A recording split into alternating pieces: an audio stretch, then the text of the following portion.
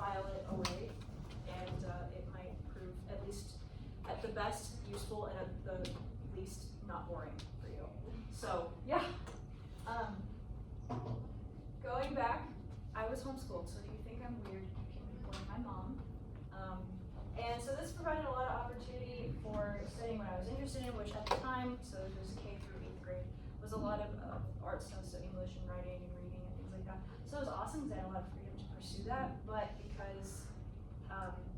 it also kind of let me not grow out of this fear of science. So when I started public high school, I would let myself be terrified of it. I just assumed that I'd be bad at it and I'd be behind everyone. But I had a wonderful teacher my first year. Also, I went to Gretna, back when there was only one Gretna and we were smaller.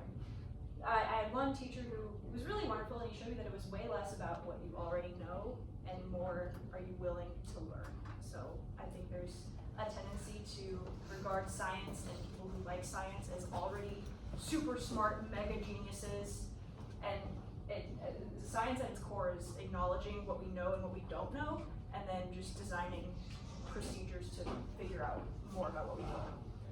So you have to be humble and acknowledge that you don't know things to be a good scientist, and so this teacher really helped me with that. And then the next year I had a less great teacher, sophomore biology, but it turned out okay because I had to work harder to teach myself a lot of material, and helped out my friends studying, and through that realized that I kind of enjoyed teaching, so that started that train of thought rolling. Yeah, willingness to learn is far more important than prior knowledge of that. I did all the nerd things like Quiz Bowl and ACDAC and Science Olympiad, and I say that not so you think, oh, she's like lame, you're like probably thinking that already, but more to show that I was scared out of my mind, but I did it anyway, and my friends were smarter than me in a lot of things, but that made me be better, and they were my best friends through high school, and it was great. So I think that I like the quote that if you're the smartest person in the room, you should find a different room. That just inspired you. And then I did like sports, so I stayed sane. Okay, so 2018, graduated high school. I knew that I liked science, but I still only thought that you can do pretty much only two things, and that's teaching and like medicine, like either person medicine or vet medicine. So I thought, okay, I'll be like a high school science teacher, but as I took more and more science courses, I realized that I liked I'll get back to that, that I liked more of the raw material of the courses better, and actually reading the scientific articles, maybe a little bit more than the like teaching that you'd have to do to stay at the high school level kind of thing. But I'll get back to that. So a point that I had here is a balance of interest and applicability. I think, you hear a lot of jokes about like, oh, they studied theater and now they're a barista kind of thing. But on the flip side, I had friends who were great, who played guitar and did creative writing and all these fun things, and then majored in accounting, and they were like good at it, but then they dropped out because they didn't care about it. So I think that there's a balance of what do you love and then what is practical logistically. So for me, that happy medium was getting an English minor because it was fun reading those things, writing about it, talking about it, but then also still applicable because nobody expects scientists to have communication skills. So the bar was at 0. So the fact that I have any is apparently like anomalous for scientists. So it works out, Also, if there's not a club in college that you want, you can just like make it. I mean, Quiz Bowl. Part of the honors program that UNL offers, it does require more work. You have to do a little extra project every semester, but I think it's really worth it because it lets you build better relationships with your professors, so then that can help you need letters of rank from them down the line, which is more chances to engage with material and to build your skills with that. And I mean, that's how you can get the distinction status on your degree, so I did the honors program with the highest distinction, which was tough but worthwhile. And then another important thing is getting into research. I think a lot of students have interest in it, but they don't know how to even break into it. So part of that is that professors part of their job is to introduce research to undergraduates.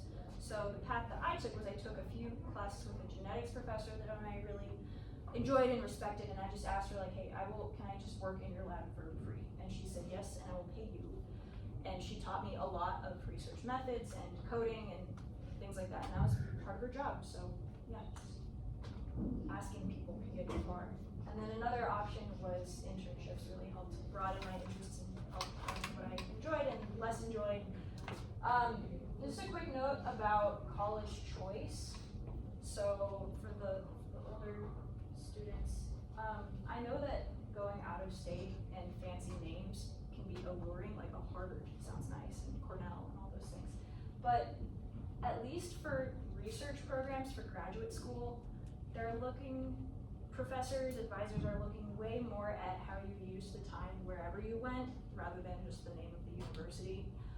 They're looking more, how did you utilize the time you were there? So were you investing in your academics? Were you involved with clubs? Were you exploring leadership opportunities, talking with other people? More so than just, I went to a fancy place, hire me, you know. Also, in-state tuition is crazy. How many of you took the ACT yesterday or like this week? I'm so sorry. I have great news, and that was that after my freshman year of college, I was amazed and I realized, oh my gosh, I haven't thought about the ACT in a year, which is wild because I know it's like all you're thinking about right now, so it gets better. That said, if you get a 32 on the ACT, UNL will give you classes for free. You can get all 4 years your tuition free. You still have to pay to live on campus and student fees, but that's great. Also, if your family makes $60,000 or less, I think there's what's called the Nebraska Promise, you can do that. Also, if you're a first-generation college student, meaning neither of your parents completed a 4-year degree, they have a lot of opportunities for that too. I'm not paid by UNL, I just love them. And it was good for me, you know. I got free college, which is crazy. And with that too, for those of you guys that took the ACT, how confident do you feel? Do you think you at least got above a 20? No, I'm 21. I got that. Yeah, If I would advise, what number did she say you get a full ride on? 32. Now they still offer, like, the higher your score as well, like they'll give you additional scholarships. They may not pay for the full ride, but you can qualify. Yeah, it's not like you can't get like a 28. You can still really get scholarships. It's not like it has to be 32. Yeah, exactly. So as long as you get, I would aim for above a 21. Aim for above a 21, and you'll get some kind of scholarship. But 32, I mean, it'd be worth retrying. You get, all you have to do is like sign up at the testing center. It's $90. And that value for the Regent Scholarship is what it's called. They cover all your classes for a 4-year degree. It was $28,000 when I started in 2018, so it's probably worth now with college prices increasing.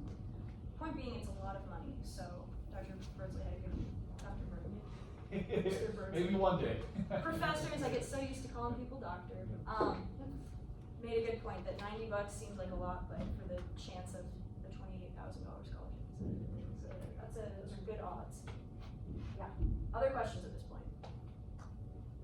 Think about me. So this slide is just examples of things in college that helped me develop my interests. Cedar Point Biological Station is out west by Lake McConaughey and Ogallala. So this is a research facility with cabins for classrooms. I took a biology course here. It was 4 credits worth in 3 weeks. So what would normally be a semester-long course, you just cram it into 3 weeks. It was crazy, but a lot of fun. We caught insects. We did plant identification. We had these cow bones that we had to reassemble the skeleton to look at structure, function stuff, the joints. A bunch of we caught crayfish, crawdads. Yeah. So that was really fun and kind of showed me dang, if I could be paid to work outside and do science things, that sounds pretty good. I also got an internship at UNO, studying the genetics of invasive plants. So garlic mustard was introduced in New England because it was a cheap alternative to either garlic or mustard, one of the two. But then because it was native to Europe, it spread across the Midwest, and that's not good. And so looking at the genetics of that, I had taken basically just an intro genetics course and gotten a good grade. That was it. It's not like I knew a lot about horticulture or genomics, and they hired me and taught me that. So don't sell yourself short applying to internships. A lot of times they are wanting people who they don't want experts. They want to recruit people and inspire a love for something new in them. So they're not They are looking for the uninformed.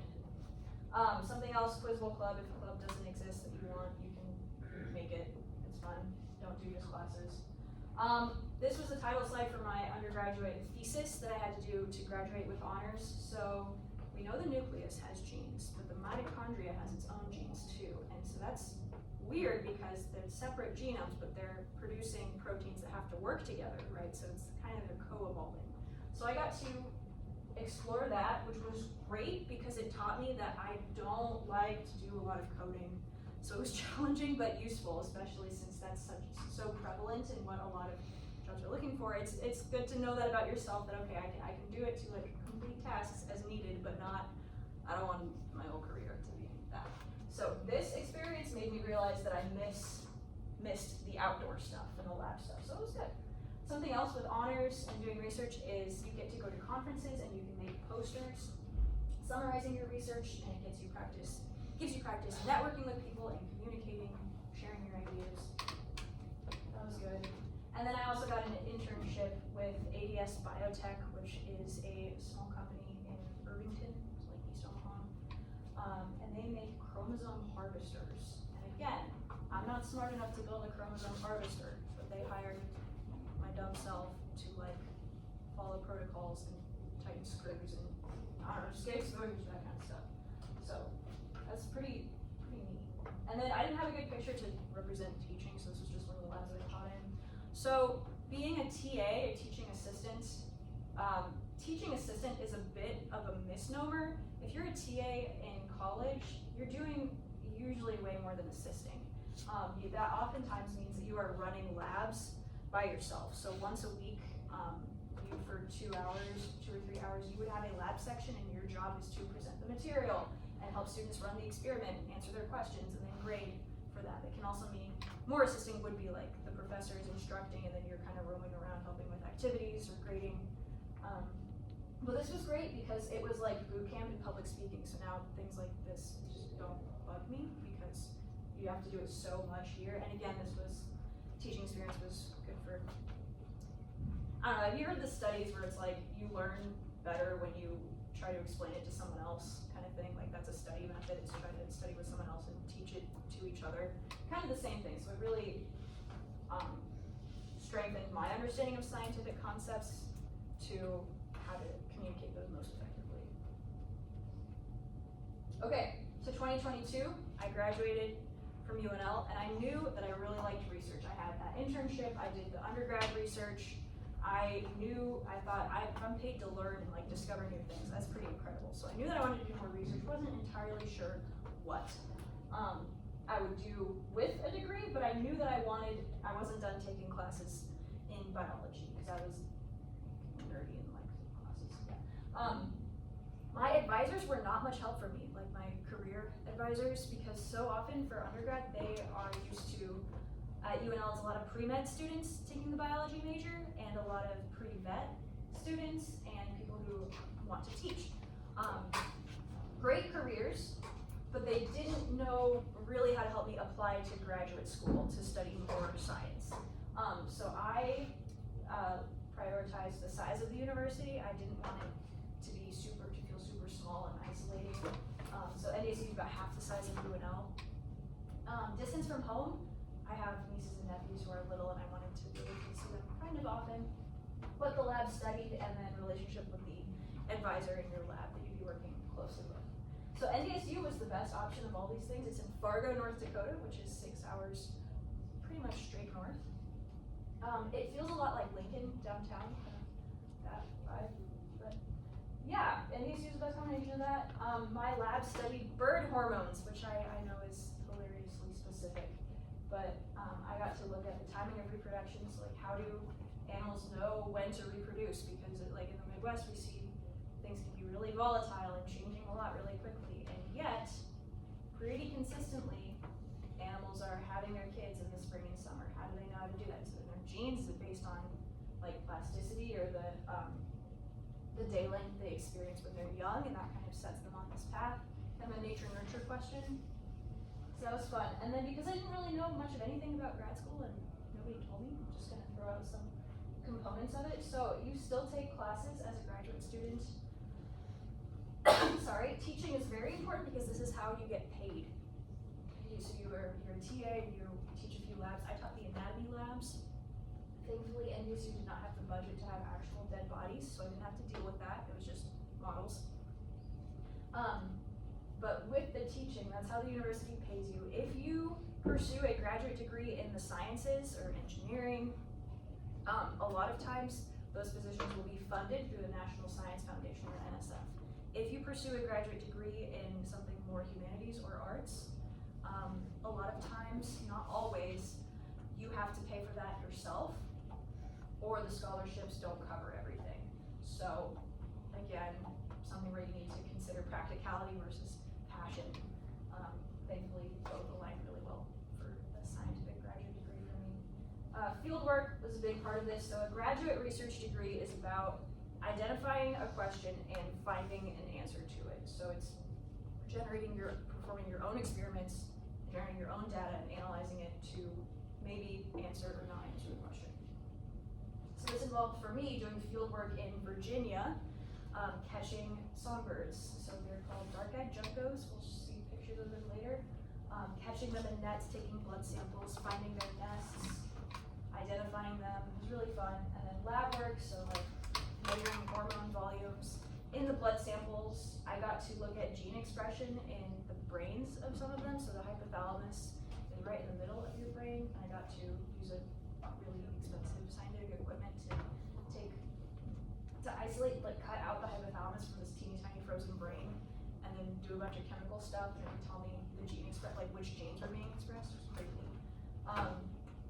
And then there is, a lot of analysis and writing. So I think people don't emphasize how important statistics is in science, and definitely in high school and maybe in undergrad. But I mean, to be able to prove anything, to support anything, you need to have stats to back it up, so it can be published. So statistics, doing data analysis, coding, Excel, really important. And then also still those communication skills of writing so that your work can be shared.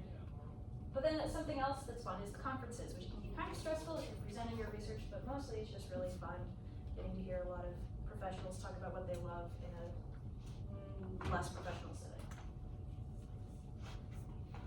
Okay, so this is some of my field work. So this is a mixed net that is really fine.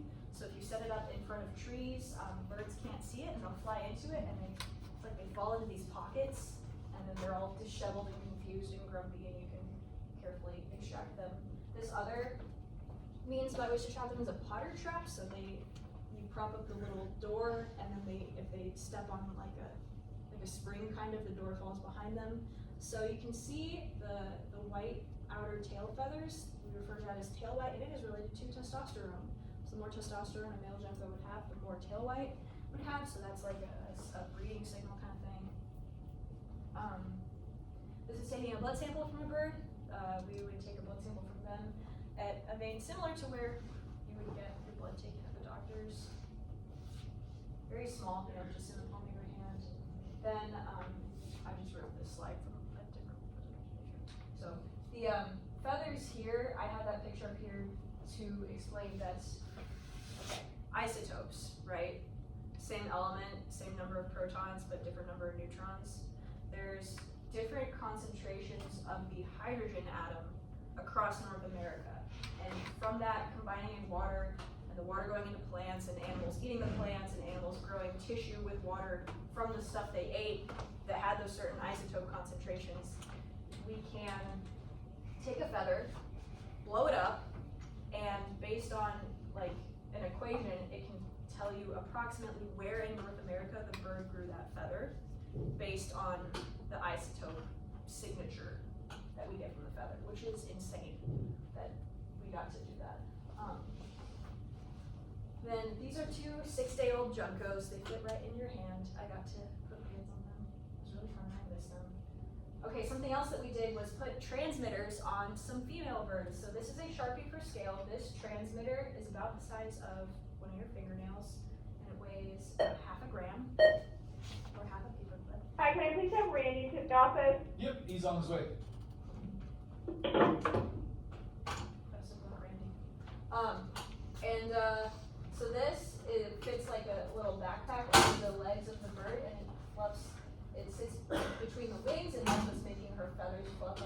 like a little stegosaurus. But if you look closely, you can see the wire poking out here. So this emits a beep at a certain radio frequency that if you have a radio receiver, which is what I'm holding here, and you tune it to that frequency, it can help you locate the transmitter, or the thing wearing the transmitter, by how loud the beeps are. So this was a lot of walking around in the woods, because sometimes the signal would bounce off of big trees, or if you're, or off of hills. So it's a lot of trial and error, but really rewarding when you finally find this teeny tiny bird in an entire forest, and you found it through the radio. You can also see the color bands here, so we use these to identify the birds with binoculars. And then here's some nests. So juncos nest on the ground, thankfully, otherwise it'd be really hard to monitor their timing of reproduction. They line their nests with deer hair, which is just really cute. But we would find their nests to determine the date a female lays her first egg of the year, as that kind of timestamp for the onset of reproduction. When you study hundreds of birds over 4 decades, you get a lot of first egg date data, and then you can answer really cool questions about. So like they found that as things have been generally warming up in that region, the average date at which females lay their first egg has actually advanced by 9 days. So the average for when females start to reproduce starts a week earlier now compared to the 80s. And we think that that's because things are getting warmer there, so they're like, might as well start. But this is a hatch day, old baby. They're kind of ugly, they get cuter as they get older though. Yeah, there's that telemetry picture again. Beautiful, being up in the woods. We used a butterfly net so if a female with a transmitter lands on the nest, we would sneak up behind her, use a butterfly net to whack it over the entrance to the nest so she'd startle and fly into it, so that we could take off that transmitter once we found the nest, because we didn't need it. So to get the mass of the birds, we put them in the ends of pantyhose, or like the disposable socks that you might use at a shoe store to try on pairs, to contain them, because obviously birds fly and don't like to be weighed. So we would wrap them up in a sock and then spring mask them. And then this guy was just hungry and cute, so I included him. Mountain Lake Biological Station was where I went.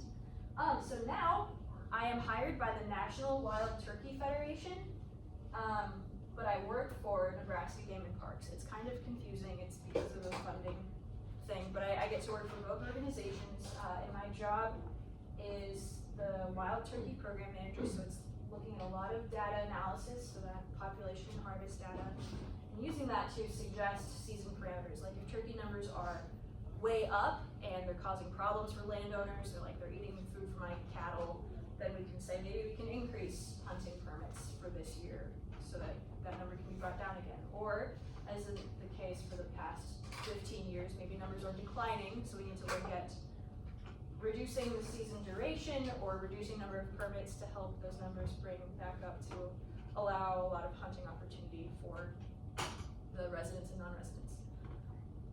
I can't just decide these things because this is a branch of state government, we're a commission, but I can prepare the data and present my case for scientifically, here's why we should or should not adjust permit number or season duration, and then a board appointed by the governor votes on it. So it's suggesting, not deciding season parameters. I'm going to try to work as much field work in this job as possible, because I miss that. I miss being in the woods and catching animals. It's fun, but we'll see. Something to keep in mind is a general trade-off that I've noticed in biology careers, where a lot of times the really fun stuff that you think of when you think of a career in biology, like the hiking around and holding animals and taking blood samples, those are usually graduate positions and tech positions, because, okay, if you're studying reproduction or migration, well, birds are not reproducing and migrating all year, it's only for a few months out of the year. So basically, these institutions don't want to hire you for a whole year, they want to hire you for the time that it takes to get the work done.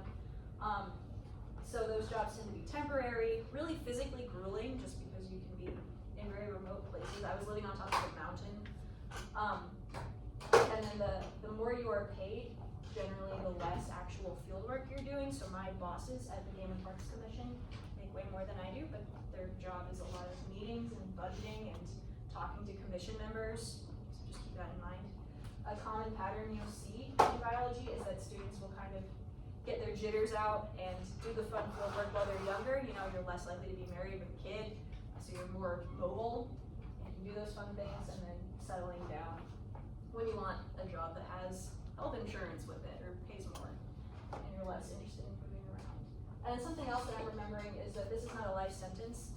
Like, we've heard stories of our grandparents staying with the same company from the day they graduated college to the day they retire, spending 20 years at one company, and that's becoming less common, especially again in biology. You probably get those field positions, those temporary positions, and then move on to something else.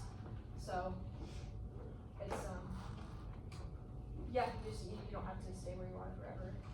But I think a good summary of what I'm trying to say with this, and that's hopefully helpful for you, is to do what you can with what you have right where you are. So in high school, that would be, unfortunately, caring about grades, because grades won't matter 20 years from now, but they matter for the next step, right? That ACT score helps with college and making that possible financially. And it just proves to whoever is evaluating applications for the next step, did this person maximize their potential at this spot? So be involved with stuff, ask people about their careers, shadow, try tutoring. You might not know that you like teaching until you try it. And then in undergrad, keep doing those things, but add some research in there, ask about getting involved in labs. And then don't make me regret sharing my work email with you, but I'm sharing my work email with you if you have questions about career stuff. But that's it. What questions do you have? Can I throw candy at them? Yeah, go for it, yep.